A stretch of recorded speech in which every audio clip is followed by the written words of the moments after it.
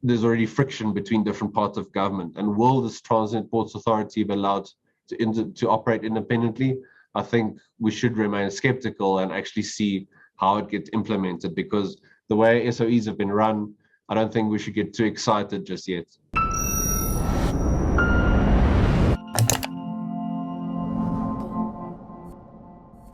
South Africa's ports are deteriorating at an alarming rate. Joining me to discuss the economic consequences of this is Chris Hattingh. He is with the Institute of Race Relations. Chris Hattingh, welcome to the CRA. What is going on with South Africa's ports? Thanks very much, David. Well, South Africa's ports have been deteriorating for the last few years now. This isn't a new phenomenon. As viewers of the channel should be aware, none of this kind of thing happens in isolation. There's various factors involved, and it's indicative of the direction that the country's unfortunately been moving in. I mean, port operations are vital for the flow of goods and services when we look at the context of the implementation of the Africa Continental Free Trade Area, which South Africa is supposed to be one of the sort of spearheads of. If we can't even get basic port operations right, then that's going to be a big problem for the lofty and very noble goals of the free trade area.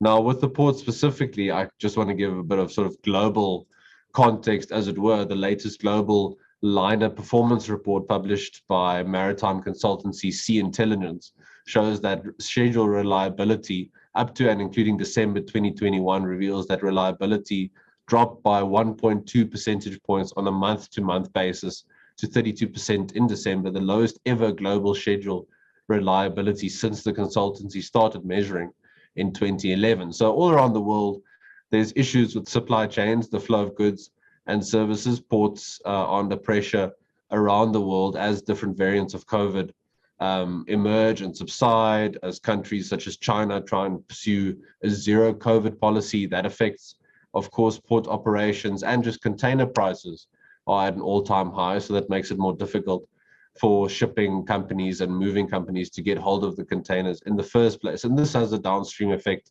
on developing countries such as South Africa. For example, at the port of Cape Town, on the 21st of January, it was indicated that massive delays there are affecting, unfortunately, the movement of citrus goods.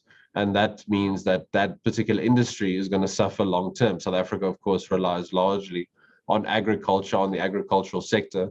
So when one area such as citrus is negatively affected, that's going to be very bad for that local economy and for people in the value chain throughout the country. Enjoying this analysis? Click here to sign up for our 30-day free trial for more content from the CIA. So Chris, South Africa is obviously situated within this global trade context, but one of the features of South Africa's economy is the preponderance of these large state-owned enterprises that have a monopoly of control over specific sectors of the economy. And in the case of our ports, that is Transnet. Transnet is facing similar financial, operational, and structural problems to other SOEs. How capacitated is Transnet to deal with some of the problems that we're experiencing in South Africa's ports? So nominally last year, so in 2021, Minister Pravin Gordhan indicated that the Transnet Ports Authority would be spun off as a separate independent entity from Transnet as a whole. Now, of course, Transnet runs the ports, the rail, South Africa's road infrastructure, at least nominally. I think many South Africans will attest to various places where that is falling apart, but at least that's supposed to be the mission of Transnet, as it were. Now, the minister indicated last year that this independent ports authority would be allowed to encourage and bring in private sector skills and investment in the ports to help upgrade their performance around the country. Last year, the World Bank released a report that showed that South Africa's ports were ranked pretty much near the bottom of all global ports, unfortunately. So there's great need, and I think recognition by the government that this needs to be improved. But the question remains, as you've pointed out with other SOEs, will this independent ports authority be allowed to actually operate independently and make hard decisions to bring in that investment? Or is it going to eventually rub up against vested interests, cronyist behavior, corruption, that kind of thing? Corruption, for example, is an example of a non-tariff trade barrier that slows the movement of goods and services, that discourages the flow of goods into a country and maybe forces suppliers and businesses to go to other countries where it's easier for them to move things across both land borders and through ports. Now, a few weeks ago, it was in December last year, so we can still say a few weeks ago, there was an article in Business Day, and I would encourage viewers to go and read that, that indicated Transnet's concerns around government's localization plans, because with localization comes government procurement, which means increased costs. And Transnet were worried about that this might affect their own operations and make it more costly for them to operate. The following day, Transnet then released a media release saying, no, they're fully behind localization, they're committed to this plan, it's going to create jobs, all that sort of thing. So you wonder, even then, there's already friction between different parts of government. And will this Transnet Ports Authority be allowed to operate independently? I think we should remain skeptical and actually see how it gets implemented, because the way SOEs have been run, I don't think we should get too excited just yet. So South Africa is slipping down the rankings of the international ports indices, but then that's also having a knock-on effect in terms of the rest of our transport infrastructure. So you mentioned road, that is increasingly becoming the site for the transport of heavy goods, equipment, etc. So road freight is eclipsing rail as the rail system breaks down. What do you think are the kind of longer term risks of that, Chris? If we look at the country's rising unemployment rates, I mean, at the moment, probably above 47%, that is kindling for a potential sort of not even uprising, but just conflagration again in the future. People don't have jobs, they don't have real economic prospects. So we might see a recurrence of the violence that we saw in July 2021. Now, that risk specifically, of course, manifested greatly in Gauteng and KwaZulu-Natal, and the corridor between Gauteng and KwaZulu-Natal, the N3 specifically, and other roads between those provinces and linking these economic hubs of the country. So if there's more freight, for example, moving on roads, and we see more riots in future, how are companies going to factor that into their business operations and business costs? That they're going to have to increase maybe security, and in turn, they're going to increase the costs of their goods and services, passing those on to already under pressure consumers.